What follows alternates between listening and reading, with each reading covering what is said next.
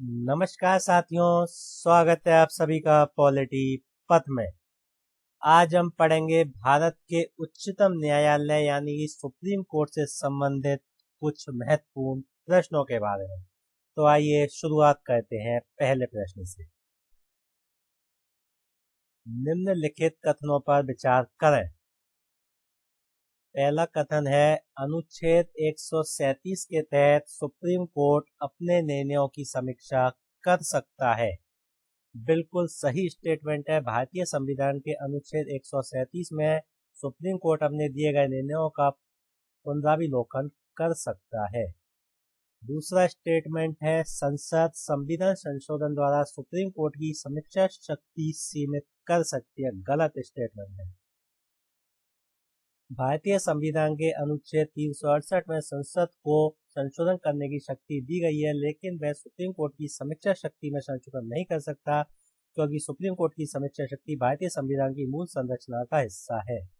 अतः मूल संरचना में संसद संशोधन नहीं कर सकती, अतः यह स्टेटमेंट गलत है। तो इसका सही उत्तर होगा ऑप्शन ए, केवल एक सही। बढ़ते हैं अगले प्रश्न पर। निम्नलिखित कथनों पर विचार कीजिए। पहला कथन है, अनुच्छेद 129 के अनुसार supreme court court of record है, यानी कि अभिलेखीय न्यायालय।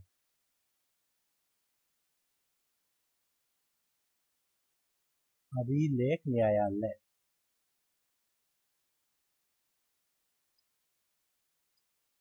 बिल्कुल सही स्टेटमेंट है।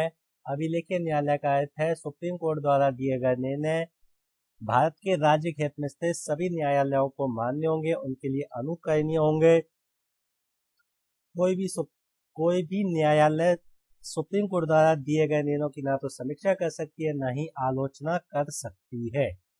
दूसरा स्टेटमेंट है, कोर्ट ऑफ रिकॉर्ड होने के कारण सुप्रीम कोर्ट रिट जारी करता है। गलत स्टेटमेंट है।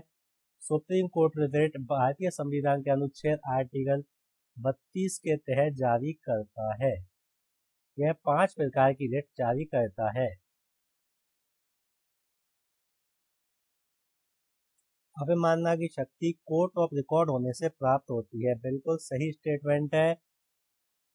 सुप्रीम कोर्ट को अपने दिए गए निर्णयों की अवमानना करने पर दंड देने की शक्ति प्राप्त है, लेकिन ये भारतीय संविधान में नहीं है। यह न्यायिक अपमान अधिनियम 1971 में दी गई है। वह इसकी जांच कर सकता है और दंड देने की शक्ति का भी प्रावधान है। वह 6 माह की सजा और 2000 रुपये जुर्माने का प्रावधान किया गया है।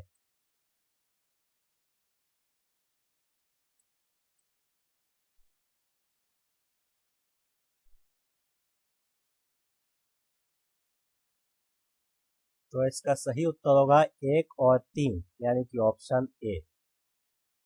बढ़ते हैं अगले प्रश्न पर। निम्नलिखित कथनों पर विचार करें। सुप्रीम कोर्ट की सलाहकारी राय राष्ट्रपति पर बाध्यकारी होती है। गलत। भारतीय संविधान के आर्टिकल 143 के तहत राष्ट्रपति सुप्रीम कोर्ट से परामर्श ले सकता है जब कोई विधि का प्रश्न निहित हो या निहित होने की संभावना हो। सुप्रीम कोर्ट संविधान पूर्व के नियम कानून विधियों पर राष्ट्रपति को सलाह देने के लिए बाध्य है, अन्य मामलों पर राय देने के लिए बाध्य नहीं है। लेकिन राष्ट्रपति सुप्रीम कोर्ट की सलाह को मानने के लिए बाध्य नहीं होता है।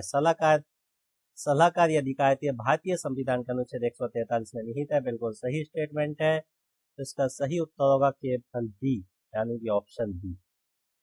बढ़ते हैं अगले प्रश्न पर। निम्नलिखित कथनों पर विचार करें। सुप्रीम कोर्ट को न्यायाधीश भारतीय नागरिक होना आवश्यक है। बिल्कुल सही स्टेटमेंट है। सुप्रीम कोर्ट का नागरिक बनने के लिए भारतीय नागरिक होना आवश्यक है। सुप्रीम कोर्ट के न्यायाधीश बनने के लिए 10 वर्ष वकालत आवश्यक है। यह भी बिल्कुल सही स्टेटमेंट है। तो इसका सही उत्तर होगा ऑप्शन सी। सुप्रीम कोर्ट का न्यायाधीश बनने के लिए या तो 5 वर्ष तक उच्च न्यायालयों में न्यायाधीश रहा हो या 10 वर्ष तक वकालत की हो। ये प्रावधान भारतीय संविधान के अनुच्छेद 124 में किया गया है। बढ़ते हैं अगले प्रश्न पर। निम्नलिखित कथनों पर विचार करें। केंद्र राज्य विवादों पर सुप्रीम कोर्ट की मूल अधिकारिता है। बिल्कुल सही स्टेटमेंट है। भारतीय संविधान के अनुच्छेद 131 में सुप्रीम कोर्ट की मूल अधिकारिता या आरंभिक अधिकारिता के बारे में बताया गया है। इसमें मुख्य रूप से केंद्र राज्य संबंध, राज्य विवाद, केंद्र राज्य वर्सेस अन्य राज्य विवाद की सुनवाई सीधे सुप्रीम कोर्ट में की जा सकती है, लेकिन इसके कुछ अपवाद हैं। यह संविधान के विधि कानूनों की सुनवाई नहीं करता, यह वित्त विभाग से संबंधित मामलों की सुनवाई नहीं करता, यह वाणिज्य विभाग को सौंपे गए मामलों की सुनवाई नहीं करता, यह अंतर्राज्यीय जल विवाद से संबंधित सुनवाई नहीं करता, यह केंद्र के नुकसान की विरोध भरपाई हेतु राज्यों के मामले में भी सुनवाई नहीं करता है। तो पहला स्टेटमेंट सही है। अगला स्टेटमेंट, मौलिक अधिकारों के मामले में सुप्रीम कोर्ट की एक्सक्लूसिव मूल अधिकारिता है। बिल्कुल सही बात है। मौलिक अधिकारों के उल्लंघन पर सीधा सुप्रीम कोर्ट जाया जा सकता है। सुप्रीम कोर्ट आर्टिकल 32 के तहत रिट जारी कर सकती है। सुप्रीम कोर्ट संविधान का संरक्षक है। बिल्कुल सही बात है। संविधान की व्याख्या करने का अधिकार सुप्रीम कोर्ट को प्राप्त है, अतः तीनों ही स्टेटमेंट सही है। तो इसका सही उत्तर होगा ऑप्शन सी। बढ़ते हैं अगले प्रश्न पर। निम्नलिखित कथनों पर विचार करें। सुप्रीम कोर्ट एक हाई कोर्ट से दूसरे हाई कोर्ट में मामले को ट्रांसफर कर सकता है। बिल्कुल सही स्टेटमेंट है। भारतीय संविधान के अनुच्छेद 139 ए में प्रावधान किया गया है, सुप्रीम कोर्ट भारत के किसी भी न्यायालय में मामले को या तो अपने पास स्थानांतरित कर सकता है या एक हाई कोर्ट से दूसरे हाई कोर्ट में भी मामले को स्थानांतरित कर सकता है। अगला स्टेटमेंट है, यह शक्ति अनुच्छेद 139 में दी गई है। बिल्कुल सही स्टेटमेंट है। इसके लिए संसद की अनुमति अनिवार्य है। ये स्टेटमेंट गलत है। इसके लिए संसद की अनुमति अनिवार्य नहीं है। तो इसका सही उत्तर होगा 1 और 2 यानी कि ऑप्शन ए। बढ़ते हैं अगले प्रश्न पर। निम्नलिखित कथनों पर विचार करें। सुप्रीम कोर्ट हाई कोर्ट्स की अधिकारिता को बढ़ा सकता है। ये स्टेटमेंट गलत है। हाई कोर्ट्स की अधिकारिता को बढ़ाने का अधिकार राज्य विधानमंडल को प्राप्त है।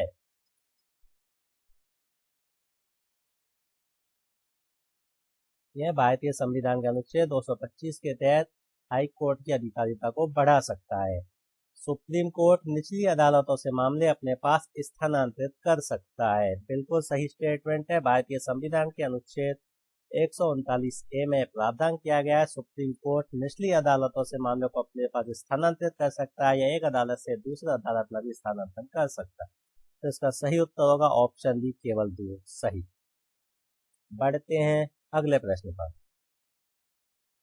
निम्न कथनों पर विचार करें। गोलकनाथ बाद निर्णय में सुप्रीम कोर्ट ने संसद को मौलिक अधिकार संशोधन से रोका था। यह स्टेटमेंट बिल्कुल सही है। गोलकनाथ बाद 1967 में सुप्रीम कोर्ट ने निर्णय दिया था कि संसद संविधान में संशोधन नहीं कर सकती, अर्थात मूल अधिकारों में भी संशोधन नहीं कर सकती है। अगला स्टेटमेंट है, 24वें संविधान संशोधन अधिनियम से इस निर्णय को लग दिया। यह भी बिल्कुल सही है। 24वें संविधान संशोधन अधिनियम से संसद विधि के द्वारा संविधान के किसी भी भाग में संशोधन कर सकती है, अर्थात मूल अधिकारों में भी संशोधन कर सकती है। 24वें संविधान संशोधन अधिनियम द्वारा संविधान संशोधन विधेयक पर राष्ट्रपति की अनुमति को अनिवार्य बनाया गया है।